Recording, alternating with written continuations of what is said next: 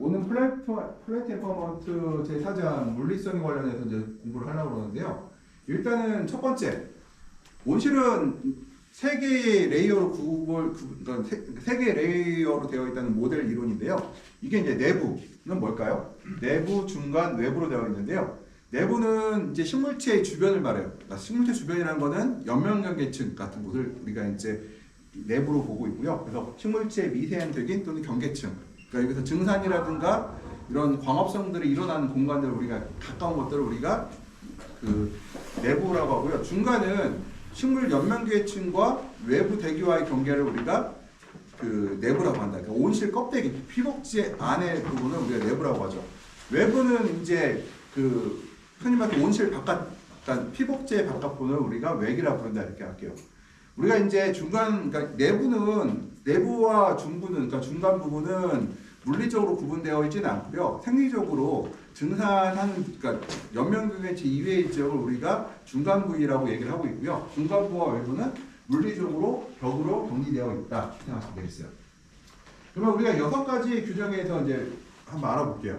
6가지 규정이라는 거는 첫 번째가 온실의 에너지 균형, 온실의 물 균형, 식물의 에너지 균형, 식물의 물 균형, 식물의 CO2 균형, 온실의 CO2 균형, 식물의 도화 균형을 되어 있는데 이 중에서 이 5가지, 이 4가지는 물리적인 균형을 얘기하는 거고요. 온실 CO2 균형과 온실 CO2 균형은 물리적인 균형과 생리적인 균형은 2가지 다 얘기할 수가 있고요. 식물의 도화 균형은 식물의 생리적 균형을 이제 말하는 것들이죠. 이것들이요.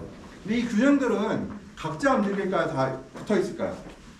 다 연결되어 있다. 전부 다 연결되어 있어요. 예를 들어서 온실의 에너지 균형을 볼게요. 온실의 에너지 균형은 뭐냐면은 온실 바깥쪽에서 온실 안으로 들어온 에너지보다 나가는 에너지가 많을 때는 온실 내의 에너지가 올라가겠죠.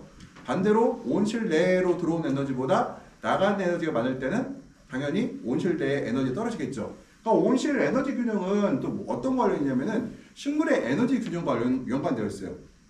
온실 안으로 에너지가 들어온다는 건 결과적으로 식물 내부로 들어가는 에너지가 증가할 수 있다는 얘기거든요.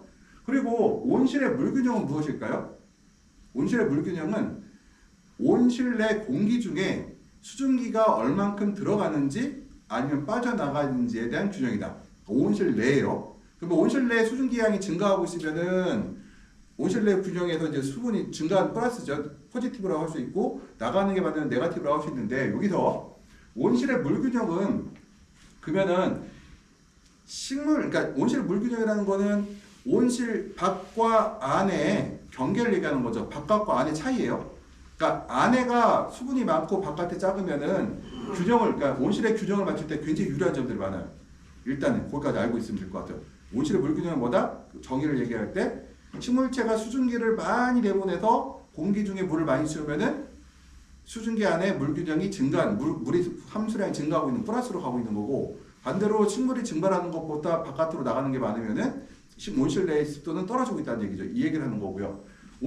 식물의 에너지 균형은 이게 굉장히 이거는 광합성, 차광 이런 거하고 중요한 얘기를 하고 있는데요. 식물의 에너지 균형은 식물 내로 들어오는 에너지가 얼마만큼인지. 그러니까 이 식물의 에너지 균형에서 제일 많은 게 뭘 차지해요? 대부분이 복사 에너지죠. 태양 에너지이고 물론 대류 에너지도 일부 이제 대류 에너지, 태양 에너지 일부라고 되어 있지만 복사 에너지가 대부분이고 98, 90%가 되고 대류 에너지가 1, 20% 된다고 하셨죠. 우리가 왜 수경 재배할 때 광량제어가 아주 기본값이라고 했잖아요. 광량제어가 기본이고 다른 걸 우리가 부수적으로 이용한다고 했어요. 다른 걸 그러니까 광량제어를 중점적으로 보면서 다른 것들을 우리가 같이 사용한다고 했는데요. 그 이유가 뭐냐면은 식물의 에너지 균형에서 에너지는 뭐다? 바로 태양으로부터 오는 복사 에너지가 대부분이기 때문에 바로 태양 에너지를 중심으로 보고 있다. 또 식물 에너지가 높아지고 있어요. 그 얘기는 뭐예요? 들어오는 에너지보다 나가는 에너지가 적다. 그러면 식물체 에너지가 온도가 올라가겠죠. 반대로 식물체 온도가 떨어진다는 것은 나가는 열이 더 많다는 얘기 있어요. 근데 자, 제가 온실 에너지 균형에 대해서 이거 제일 중요한 거 하나 깜빡 잊고 지나갔는데요. 온실의 에너지 균형을 설명할 때 온실의 외부 광량이 1000W예요. 그리고 문을 닫아놨어요. 온실 문을 닫았단 말이에요. 그러면 온실 균형이 일어날까 안 일어날까? 언젠가 일어나요. 언젠가라는 거 뭐냐면은 내부로 들어오는 에너지보다 그러니까 내부로 들어오는 에너지하고 나가는 에너지하고 균형을 맞는 것을 우리가 바로 에너지의 균형이 만드는 거라고 했잖아요. 그러면은 우리가 문을 닫고 있으면 어때요? 온도가 계속 올라가죠. 계속 올라가다가 언젠가는 멈추죠. 왜 멈출까요? 바로 그 점이 균형이 맞는 지점. 뭐냐면은 문을 닫아도 내부 에너지가 공기가 환기가 돼야 한대요. 환기는 되고 있어요. 환기량이 적을 뿐이에요. 그러면은 온실 에너지가 계속 쌓여서 온도 에너지가 엄청 많아진다고 하면은 외부 에너지와 내부 에너지의 작은 차이, 차이가 크다 보니까 작은 환기량으로도 에너지의 교환이 발생을 해서 균형이 발생을 해서 더 이상 온도가 올라가지 않는 지점이 바로 온도가 올라가지 않는 지점이다. 그게 바로 에너지의 균형을 맞추는 지점이라는 거예요. 그래서 우리가 자연적으로 놔둬도 그 에너지 균형을 맞춰지는데 문제는 뭐예요? 우리가 식물을 키워야 되는데 자연스럽게 가만 놔뒀을 때 에너지 균형을 맞추게 되면은 우리가 작물을 키울 수가 없죠. 올해 같은 경우 지금 토마토 가격이 킬로그램당 지금 경매가가 거의 10,000원에 육박하고 있거든요. 그러니까 우리 10,000원이라는 얘기는 제가 뭐 얼마 전 만 원 정도 하고 있더라고요. 지금 시장 가 보니까 토마토라고 품질 안 좋은 게 700g 달아놓고 12,000원 이렇게 팔고 있어요. 굉장히 비싼 상태거든요. 왜 비쌀까요? 에너지의 균형을 못 맞춰서 그렇죠. 왜 못 맞췄어요? 온실 온도 왜 올라갔어요? 외부 습도가 어때요?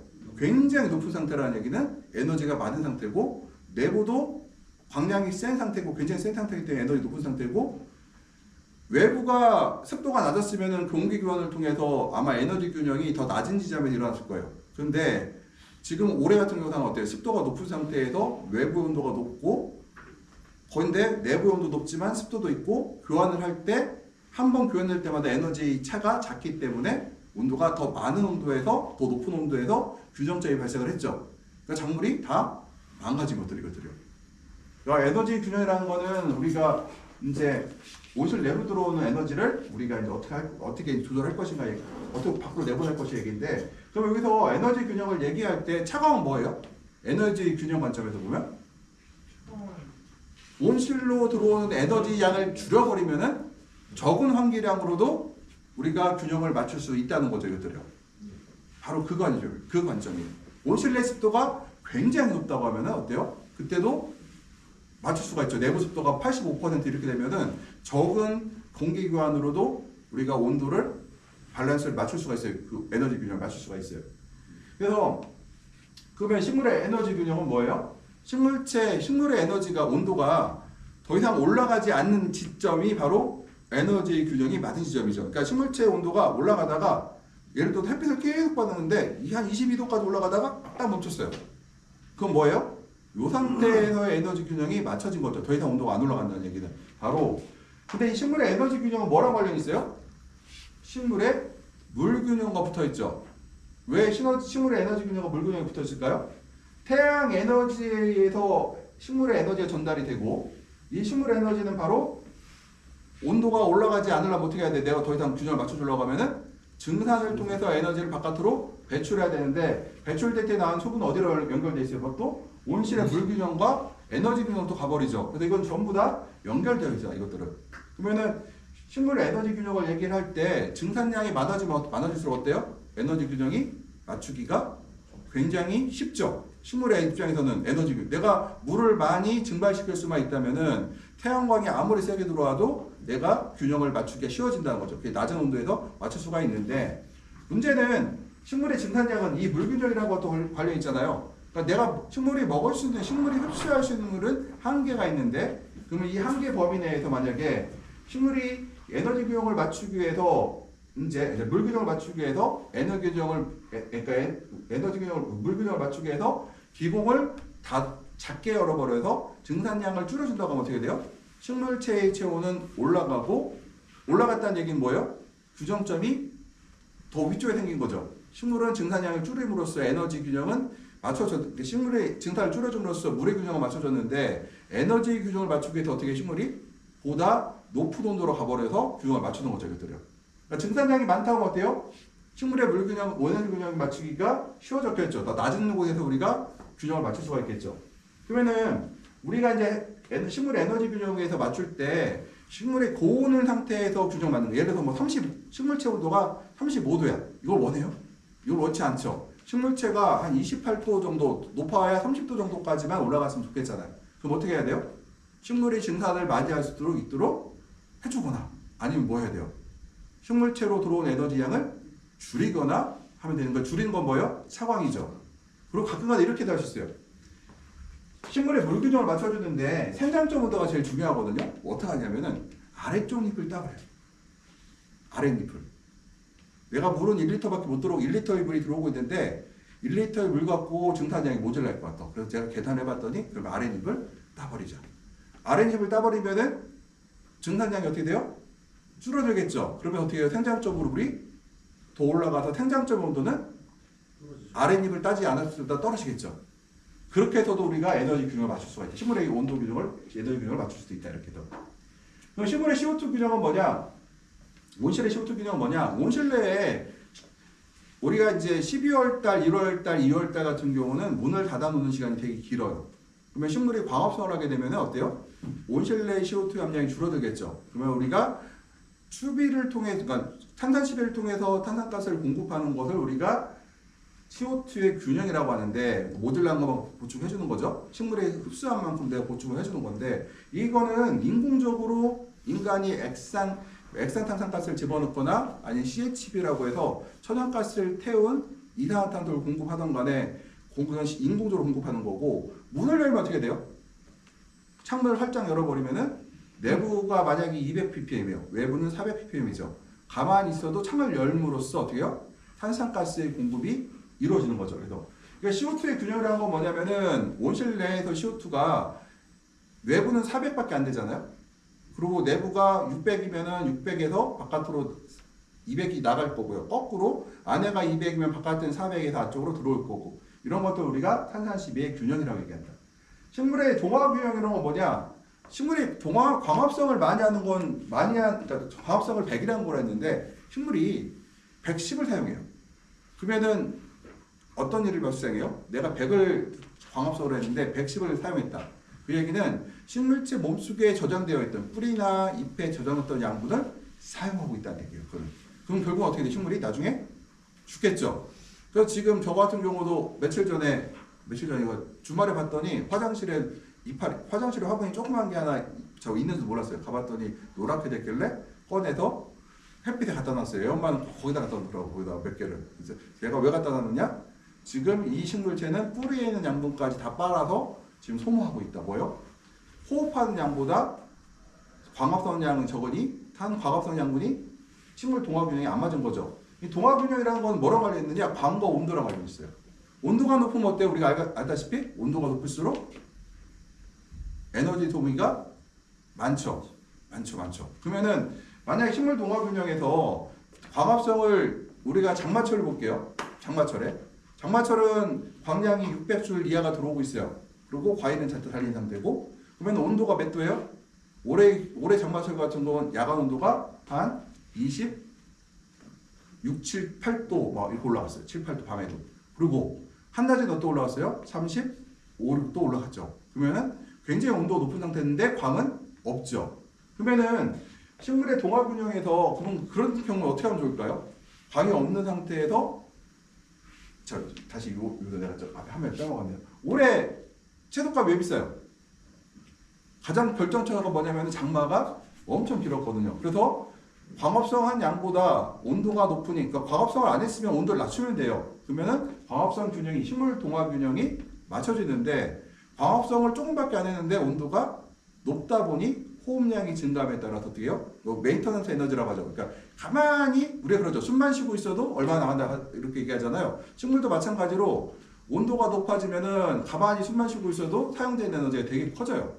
근데 올해 같은 경우가 지금 장마철이 길고 그러다 보니 뿌리에 있던 양분까지 다 소모해버리고 그러다 보니까 어떻게 돼요? 식물이 약해지다 보니까 뿌리가 약해지니까 햇빛이 이제 장마가 끝나도 뿌리가 약한 상태에서 더 고온 피해를 받게 됐죠. 그러면 제가 이따가 좀 다시 뒤에 설명드릴 건데 우리가 원하는 건 뭐냐? 식물체를 강건하게만 키울 수 있다고 하면은 우리가 뭐라 하죠? 덥고 뜨겁고 습한 환경도 통과할 수가 있거든요. 근데 올해 같은 경우 어땠어요? 장마철에 뿌리를 다 망가뜨려 놓고 왜 망가뜨렸어요? 호흡량이 그러니까 광합성 양보다 호흡량이 더 높았을 확률이 높은 날이 많았었거든요. 우리가 안 좋은 상태로 통과하고 장마가 끝났죠. 장마가 끝났으니까 뿌리는 어때요? 지금 한 상황이 굉장히 안 좋은 상태가 됐고 뿌리 상태가 안 좋다는 얘기는 건강한 나무보다 이놈들은 어때요? 외부의 충격에 굉장히 쉽게 더 안 좋아진다는 거죠. 이것들이요. 그래서 올해 지금 어때요? 채소값이 엄청 비싸죠. 바로 그것이 원리다. 만약에 장마철이 짧았거나 아니면은 열대야가 짧았으면은 이만큼까지 비싸지 않을 거예요. 장마가 짧고 열대야도 짧고 그러면 어때요? 생각할 때 우리가 9월달, 10월달까지 채소값이 엄청 싸지겠구나를 우리가 생각할 수 있겠죠. 근데 제가 요즘 보니까 최근 몇 년을 봤거든요. 그랬더니 점점 확률이 증가하고 있다. 어떤 확률이? 장마가 길고 온도가 높은 날이 점점 증가하고 있어갖고 우리는 아예 여름은 날 사람들은 여름에 그러니까 6, 7월에 심어서 여름을 통과할 사람들은 처음부터 환경이 그럴 것이라 하고 준비를 하는 게 유리하겠다는 거죠. 왜냐면은 내가 여기 식물 동화균형이라고 했잖아요. 동화균형을 내가 호흡량이 많아지면은 뭐 해주면 식물이 튼튼해질까요? 온도 부분 낮춰요. 뭐 해주면 돼요? 제가 몇 번 말씀드렸지? 온도를 못 낮추면 뭐 하라고 했어요? 과일을 제거하면 제거하고 시작하면 된다고 했죠. 과일 제거하면. 그래서 제 생각에는 작년도 그랬고 올해도 그렇고 내년에도 그러지 않으려는 제가 생각에는 마음속으로 아예 그냥 장마가 길을 것이다, 열대야가 길어질 것이라는 가정하에서 정식을 하고 들어가면은 차라리 수익을 크게 낼 확률이 더 높아지지 않을까. 그래서 그 다음에 식물 동화균형까지 얘기했고요. 에너지 보존의 법칙에 따라 에너지와 물의 균형은 매우 중요하다. 왜 에너지 보존의 법칙이에요? 물이 증산할 때 에너지를 많이 갖고 가죠. 그래서 우리가 온실내에서 에너지 균형, 온실의 에너지 균형할 때 볼게요. 내부 습도가 높다면은 똑같은 30도예요. 하나는 습도가 80%고 하나는 습도가 50%예요. 외부 습도가 60%이고 굉장히 높은 거거든요. 근데 온도는 30도야. 그러면은 외부 에너지가 굉장히 높죠. 근데 내부 에너지가 습도가 80%면 안에가 더 높죠. 그러면 공기 교환으로 얘는 어느 정도 커버가 가능한데 습도가 50%밖에 안 됐던 다른 두 번째 온실은 외부 에너지가 높을 때 제어가 안 되겠죠. 환기를 아무리 해도 온실 내부 온도가 안 떨어질 거예요. 이것들이요. 그래서 우리가 온실 내에서 이 에너지 균형을 얘기를 할 때 바로 물 균형을 얘기한다. 그래서 온실 내부에 습도가 높을수록 에너지 균형을 맞추기가 쉬워요, 어려워요? 쉽죠? 엄청 쉬워져요. 이것들이요. 쉬워진다는 거예요. 왜 쉬워지냐면은 우리가 이렇게 생각하시면 돼요. 내외부의 에너지의 편차가 클수록 온실을 통제하기가 쉽다. 여름은 통제하기가 쉬워, 어려워요? 어렵죠. 장마철은 쉬워요, 어려워요? 제일 어려워요. 차라리 8월달은 좀 쉬워요. 왜요? 외부 습도가 그나마 조금 낮거든요. 근데 겨울철은 어떨까요? 쉽죠. 3월달 얼마나? 3월달이 제일 좋고 3, 4월달 같은 경우는 제가 그때는요. 내가 온실을 하고 싶은 대로 가려고 내가 만들고 싶은 환경을 다 만들 수 있어요. 3, 4월달은. 왜 그러냐? 밤은 좋은데 밤에 온도가 어때요? 밤하고 아침 온도가 낮죠. 그러니까 내가 평균 온도를 마음대로 만들 수가 있어요. 내가 온도를 떨어뜨릴 수도 있고 높이려고 어떻게 하면 돼요? 낮에 창을 닫으면 온도가 확 올라가고 아침에 창을 일찍 열면 온도가 뚝 떨어지고 내 마음대로 맞출 수 있는 시기가 바로 3, 4월달이거든요. 그러니까 외부와 내부의 에너지의 편차가 클수록 온실을 통제하기는 매우 쉬워지는데 온실 내부의 에너지를 크게 만드는 방법 뭐가 있어요? 온도는 높이면 안 되죠. 습도를 높여버리면은 우리가 자멸 현상을 배웠잖아요.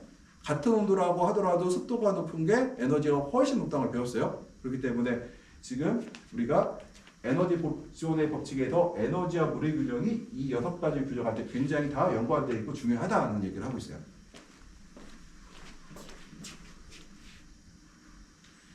지금 이제 에너지 근원은 뭐예요? 여기서 모든 에너지 규정은 바로 대부분이 다 어디서 와요? 태양으로부터 오죠. 태양으로부터. 그러면은 여기서 우리가 말하는 가시광선 때 이후 거를 우리가 단파장 광선이라고 부르고요. 우리가 말하는 이 자외선, 적외선 이쪽을 우리가 장파전 광선이라고 불러요. 장파장이 뭐예요? 파장이 길다. 단파장은 파장이 짧다는 얘기예요. 예를 들어. 그래서 우리가 지금 이 파장에 보게 되면은 요 빨간 오쪽 파남보가 여기가 이제 가시광선 때 여기가 이제 그 이쪽을 이제 자외선이라고 저기 뭐죠? 장파장광선이라고 한다고 했어요. 그러면은 여기서 하나 딱 펼게요. 이건 외우세요. 이거는 책에 써 있다기보다 그냥 외우시면 좋은 게 뭐냐면은 빛은 파장이에요. 파장. 왜냐하면 나노메타잖아요. 길이잖아요. 파장. 파장이면서 또 뭐예요? 입자이다. 우리가 상식적으로 하고 있어요. 우리가 온실을 한 사람, 내가 온실을 하고 있다 그러면 뭐냐? 그 중에 제일 중요한 뭐예요? 빛, 광에너지로, 태양 에너지로 우리가 온실을 통제하잖아요. 증산도 태양 에너지, 온실의 식물체의 체온을 올리는 것도 태양 에너지, 온실의 온도를 올리는 것도 태양 에너지죠. 그러면은 이 태양 에너지는 뭐다? 입자이자 파장이자. 파장이자 입자이다. 파장의 성격과 입자의 성격을 동시에 갖고 있다. 그래서 우리가 단위가 있어요. 파장이나 입자는 와트하고 파가 있거든요. 파의 단위가 뭐라고 했어요? 마이크로몰이라고 했죠. 몰은 6 곱하기 10의 23승을 1 몰이라고 했어요. 개수의 개념이라고 했어요. 그러니까 입자의 개수. 그러니까 파장이자 입자이다. 이거 시험 문제 냈어요. 파장이자 입자 가로치고 냈어요. 들어갈 말을. 그러면은 우리가 이제 반진동소 곱하기 파장은 비속도라고 뭐 이거는 넘어가고 여기까지만 하고 우리가 이제 그 첫 번째가 이제 숏 웨이브 레디에이션, 그러니까 단파장 광선에 대해서 얘기를 하라고 해요. 그러니까 단파장 광선은 어디서 오느냐? 바로 태양광이다. 그 다음에 고압나트륨 등이나 LED에서 나오는 바로 이런 빛을 이것은 우리가 단파장 광선이라고 불러요. 그러면은 그 고압나트륨이나 LED에서는 장파장 광선 나올 거 아니니까 장파장도 나와요. 절반 정도. 근데 이거는 보통 우리가 이 태양광과 LED 램프나 고압나트륨이 나오는 거는 우리가 광파장 광선이 여기서 온다고 보고 있고요. 보통 우리가 여름철에는 보통 한 1000줄 또는 1000줄 이상이 들어와요. 한낮에. 한 11시부터 보통 우리가 5월부터 한 5월 초부터 9월 중순까지는 아침, 그러니까 오전 한 11시부터 오후 2, 3시까지 한 1000와트 이상의 광이 들어오는 시점이다. 겨울에는 얼마가 들어오느냐? 보통 한낮에 한 300와트 정도가 맥시멈, 끼키야 400와트 정도. 진짜 좋으면은 5, 600 정도까지 들어와요. 보통 우리가 5, 600 들어오는 날이 거의 없고 한 300에서 400 정도가 일반적인 광이에요. 그러면 여기서 우리가 하나 계산할 게 있어요. 이거 지금 이거 지우세요. 이거 싹 보면 이거 1와트 제곱미터가 이거 0.36이 아니라 1줄로 바꾸시고 이거 잘못 썼어요. 이거 5타 1.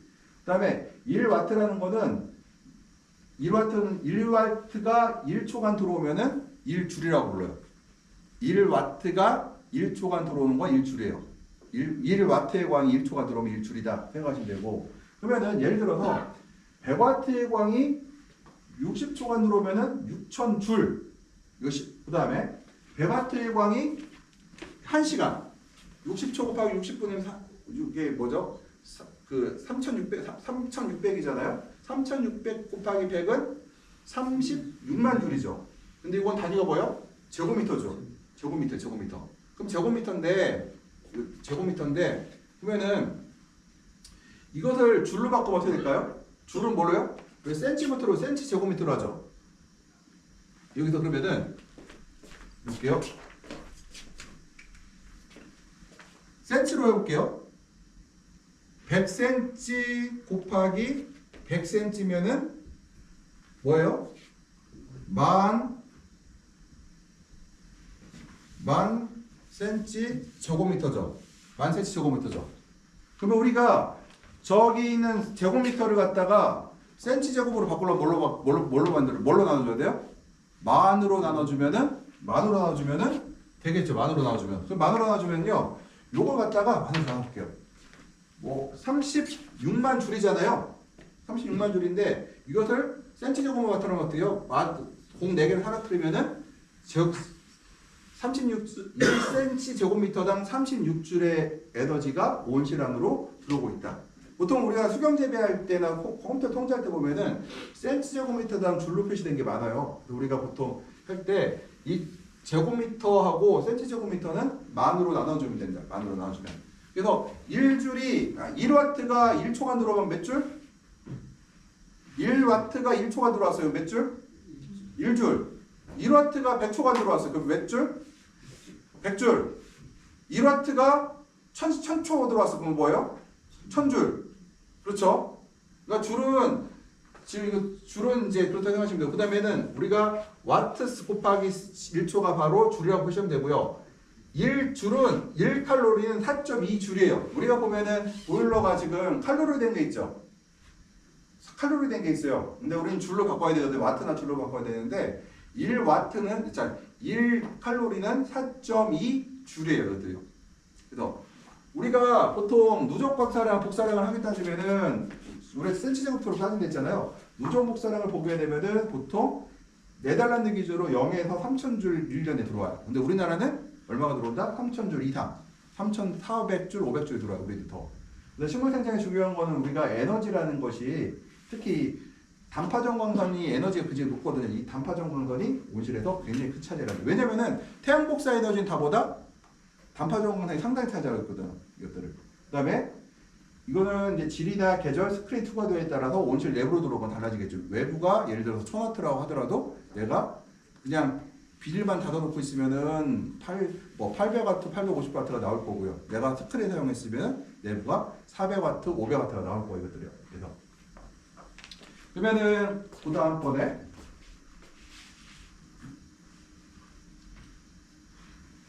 이제 그 다음에 이제 쇼데이브 광탄 중에서 파라는 게 있어요. 팔은 400에서 700나노미터를 우리가 파라고 하는데 보면은 지금 4에서 700나노미터 400에서 700나노미터를 우리가 파라고 하는데 파라는 뜻은 뭐냐면요. 포토신테틱 액티비티 레디에이션 광합성 유효광이라고 해요. 광합성 활동하는 광이라고 하거든요. 그래서 우리가 이거 보고 파를 광합성 유효광이라고 하는데 400에서 700나노미터 정도 되고 있고요. 그 다음에 단위는 뭐로 한다? 초당 제곱미터당 마이크로몰로 표시한다. 마이크로몰은 숫자의 개념을 했어요. 포톤 입자, 광입자의 수를 우리가 포톤 입자라고 하거든요. 광입자를, 포톤 입자의 수를 우리가 마이크로몰 따진다, 이거를. 그럼 계절에 따라서 보면은 한 0에서 30몰 정도가 제곱미터 들어오고 있고요. 누적 광량이 이제. 보통 우리가 순간 광량이 보통 누적 광량이 30몰이라는 거는 제곱미터당 몰이라는 거는 약 1000마이크로몰과 같다는 건데요. 특정값은 낮은 시기를 곱하기 10의 6 그 마이크로몰 측정한 값이다 생각하시면 되고 보통 우리가 파라고 하면은 파라고 읽고서는 그냥 광합성 광이다 생각하시면 되겠다. 보통 우리가 파하고 와트하고 바꾸는 방법이 있는데 그때 배우셨죠? 1학기 때 시험 문제 됐어요. 보통 1000마이크로몰이면 500마이크로몰이면 몇 와트예요? 500마이크로몰이면 몇 와트?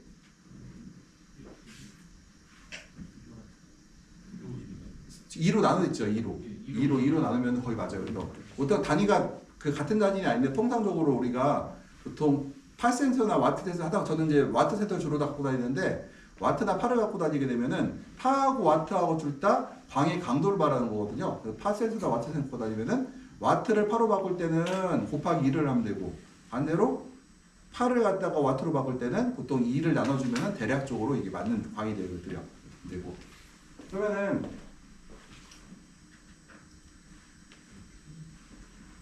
유료온실 같은 경우는 보통 광 투과율이 80에서 75에서 85% 정도를 우리가 보고 있거든요. 그래서 보통 이제 20-30% 태양광을 반사하고 튕겨낸다는 것들이고요. 맑은 하늘은 전체 태양 에너지에서 약 45%, 그리고 흐린 날은 약 65%가 파다. 그러니까 광합성 유효광이 흐린 날이 더 높고 퍼센테이지로 봤을 때는 반대로 맑은 날은 좀 낮다고 얘기를 해요. 그러면은 총량 에너지 누가 높아요? 총파 양은 맑은 날이 많아요? 흐린 날이 많아요? 파의 총량은 맑은 날이 많죠.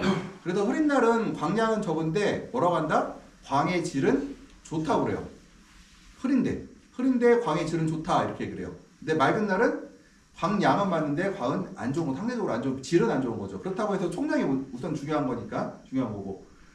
보통 우리가 식물의 생장의 경우에는 이제 증산에 의한 수분실이 적고 동일하지 않게 통합 생산하기에 흐린 날이 유리하라고 돼 있어요. 이거는 주의점이 하나 있어요. 우리가 파이의 비율이 높을수록 증산량 대비 광합성량이 더 많고 파의 비율이 적을수록 증산량 대비 광합 성량이 적다. 우리는 증산량이 많은 게 좋아요? 이게 밤에는 일정 부분 있어야 되는데 낮에는 일반적으로 너무 많이 증산하잖아요. 그래서 우리가 증산량을 좀 줄이고 싶잖아요. 근데 광합성은 많이 하고 싶어. 그러면은 파의 비율이 높은 것이 유리하겠죠. 그래서 바로 요것 때문에 식물의 생장의 경우 증산에 의한 죽음수이 적고 동일한 양의 동화상을 생성하기에 흐린 날이 유리하다. 이 얘기는 흐린 날에 광질이 좋다는 게 이 의미예요. 그렇다고 해서 흐린 날이 지속되면 어떻게 농사가 망치죠? 뭐예요? 광의 질은 좋은데 총량이 적으니 예를 들어서 유기농으로 먹는데 유기농 빵을 손바닥만큼 주고 있어요. 하루에 2조각. 근데 패스트푸드로 그 정크푸드를 갖다가 하루에 2끼를, 그러니까 3끼를 줘요.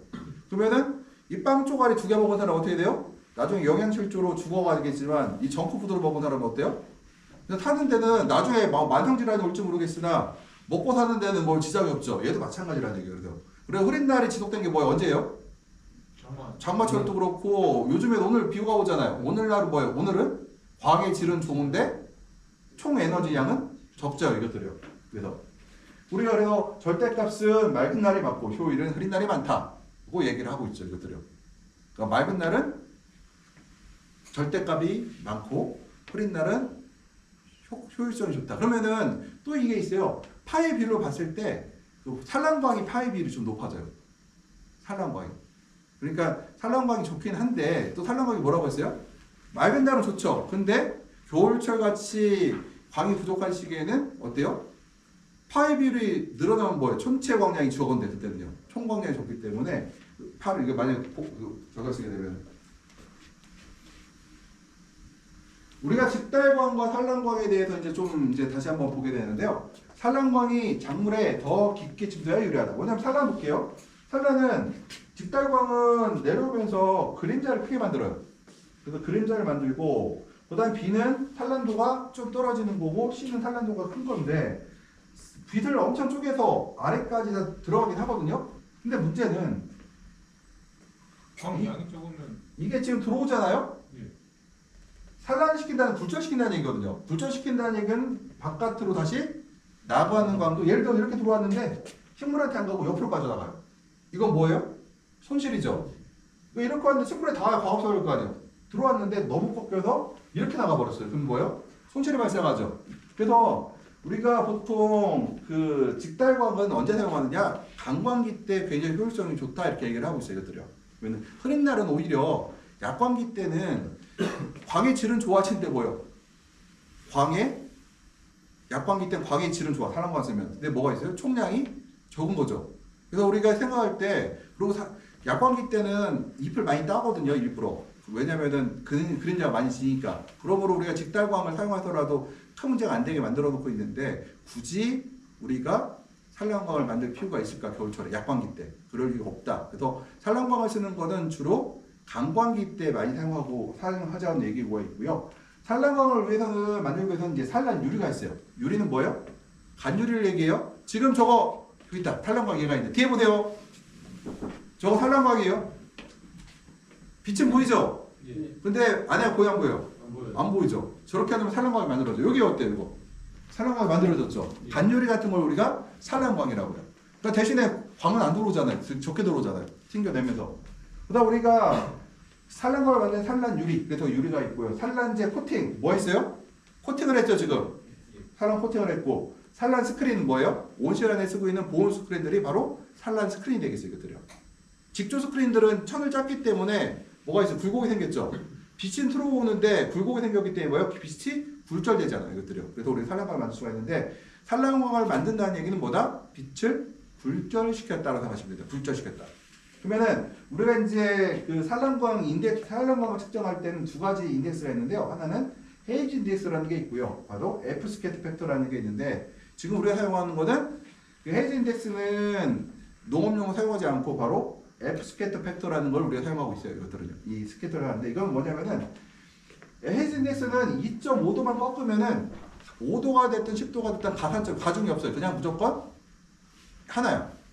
근데 F 스캐터는 뭐냐면은 각도에 따라 값을 다르게 줘요. 예를 들어서 뭐 30도짜리 광하고 25%, 그러니까 70% 꺾은 거랑 70% 꺾은 게 더 산란광률이 높겠죠. 꺾이는 각도가 더 크니까 이것들을. 그래서 이거를 F 스캐터 팩터는 산란광의 꺾이는 정도까지 감안한 거고 헤이즈 인덱스는 2.5%의 광만 꺾이면은 2.5도만 꺾이면 모두 다 같은 걸로 본 게 바로 헤이즈 인덱스다. 그래서 하시면 돼요. 이것들요.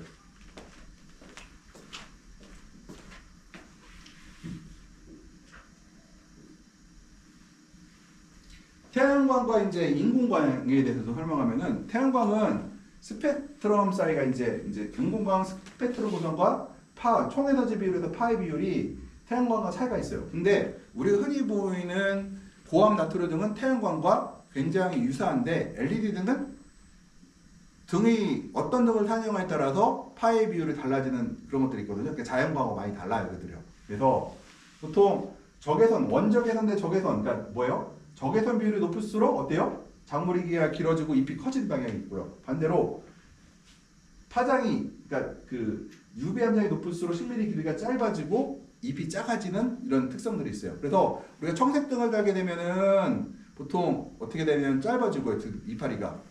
적색등을 많이 달게 되면은 약간 도장하고 잎이 커지는 경향들이 있더라, LED 등에서.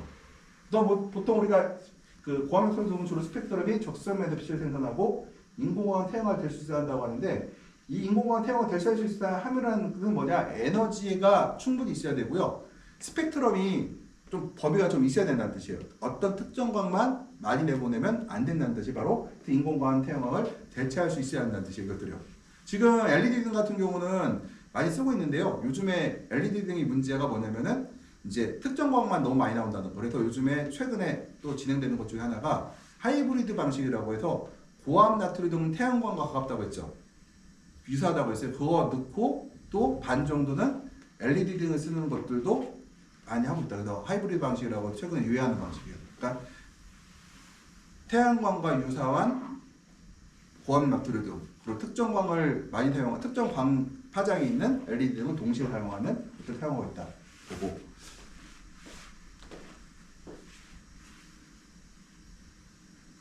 그 다음에 이제 그 장파전 광선에 대해서 이제 얘기해 볼게요. 장파전 광선하고 힛 이미션이라고 했죠. 열 손실, 열 복사열 손실이라고 하는 건데 복사열이라는 거는 이제 스테판 볼츠만의 법칙에 의하면은 절대 온도의 4제곱에 비례한다. 이거 뭐냐면은 내가 뜨겁고 저게 차가워요. 내가 36.5도이고 제가 0도잖아요. 그럼 36.5도의 편차가 생기죠. 36.5의 4승에 비례해서 내 복사열이 옮겨간다는 얘기예요. 뭐냐면은 36.5도가 있고 100도짜리가 있어요. 그러면 100도짜리가 33도보다 3배가 복사열이 더 많이 발생하는 게 아니라 4제곱으로 하니까 훨씬 많은 열이 저로 더 전달되겠죠. 그래서 스테판 볼츠만에 비해 그 법칙에 의하면은 온도 편차가 클수록 복사열의 비율이 올라간다 이 뜻이에요. 그러면은 태양 에너지를 볼게요. 태양은 몇 도예요? 3000도 막 4000도 이렇죠. 표면이. 그러니까 어때요? 태양과 지구는 온도 편차가 얼마예요? 지구는 뭐 25도 뭐 이렇게밖에 안 되잖아요. 30도 해봐야 20도가 된 30도 간에 태양 에너지가 너무 세니 뭐 70도 정도 차가 나니까 뭐요? 전부 다 복사열이 지구로 들어올 수밖에 없다. 이것들은 복사열이 들어오고 있어요 지금요. 그러면은 우리가 이 스테판 볼츠에서 이 복사열의 공식은 뭐냐? 지금 단위 뭐냐? 제곱미터당 와트를 우리가 표시하고 있다. 그러니까 제곱미터당 와트로 표시하고 있는데 온실에서는요 플러스로 표시되고 있으면은 뭘까요? 온실 안으로 들어오는 에너지가 클 때는 우리가 플러스로 표시해요. 여기다가 10 플러스 10 와트 써 있으면은 제곱미터당 10와트의 에너지가 온실 안으로 들어오고 있다는 거고 마이너스 5와트 뭐예요? 우리 환경제어 컴퓨터에 마이너스 5와트 써 있어요. 이건 뭐예요? 초당 5와트의 에너지가 공기를 통하지 않고 복사열의 손실로 바깥으로 빠져나가고 있다. 그럼 내가 마이너스 5와트인데 만 제곱미터예요? 그럼 어떻게 해요? 5만 와트로 하고 약 550kW죠. 50kW의 에너지가 초당 하늘로 빠져나가고 있다. 이렇게 생각하시면 되거든요. 그러면은 우리가 보통 네덜란드 기준으로는 밤에는 50와트 정도 빠져나오고 낮에는 플러스 700와트, 흐린 날은 마이너스 50와트, 맑은 날은 150와트 정도 에너지가 바깥으로 빠져나가고 있고요. 이것들요. 보통 우리가 일반적으로 식물과 온실 환경 간의 에너지 교환은 약 제곱미터당 1도당 5와트라고 되어 있는데, 그러니까 1도 차이가 날 때마다 5와트의 에너지가 빠져나간다는 얘기인데요. 보면은 작물의 온도가 지붕보다 10도 따뜻할 경우 그럼 어때요? 우리가 10 곱하기 5가 되면은 약 50W 정도 에너지가 어디로 빠져나간다? 지붕으로 빠져나간다. 공기를 통하지 않고 지붕에 가는 것이 50W라는 거죠.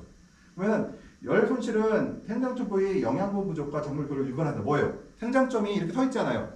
지붕과 커튼이 무조건 어때요? 지붕이 차갑고 커튼도 차갑죠. 지붕이 더 차가워요? 커튼이 더 차가워요? 지붕이 더 차갑고 커튼이 덜 차갑죠. 그럼 뭐예요?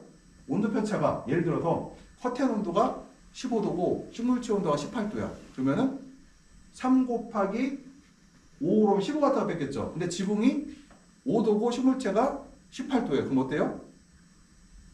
18 곱하기 5 하면 어떻게 해요? 90W가 뺏기는 거죠.